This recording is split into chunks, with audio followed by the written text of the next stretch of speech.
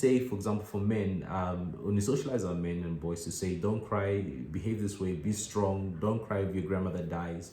You must be strong for the family, you must be the man of the house, you must provide, etc. And we socialize our boys until about 24 with that narrative. And then about 25 to about older, then this young man can get into relationship with their partners. All of a sudden there's a different expectation as a masculine man now. So it's about, you're not here for me, you're not speaking to me, you're not articulating your feelings, why are you not taking care of the baby, why are you not speaking about what you're experiencing, what you're going through. But for the 25 years of his life, in his formative years, we've taught men not to behave this way because we believe that is a gendered form of behaving. And then when he's 25 and older, we almost expect him to quickly transition into this new identity.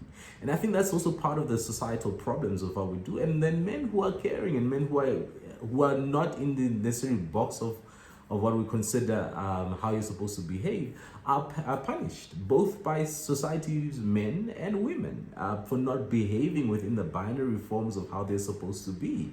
So there's almost that sense of that, as much as there's patriarchy that benefits men, it equally violates them as well.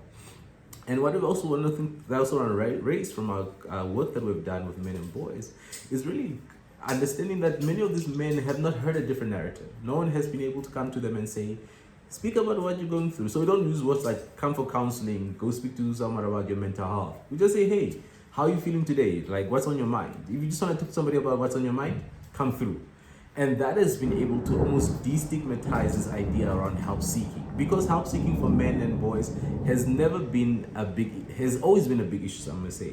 And it has never been just isolated to mental health. Men are not seeking for mental health. They don't seek for health services as well, because we tell them that you must just be strong, right? So unless you are like really dying, don't go seek for help. So those are some of the ways that we are starting to unpack some of these toxic values and socializations that we've done.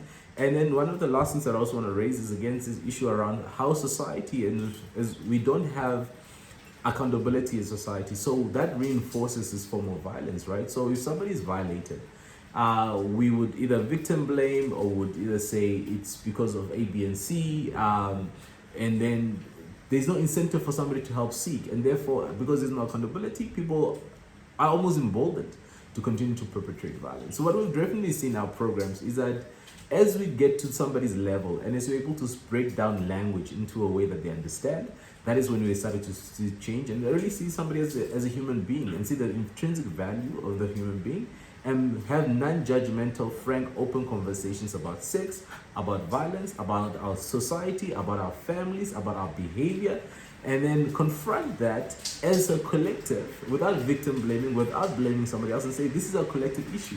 Violence exists because us as a society permit and produce a conducive environment for it to exist.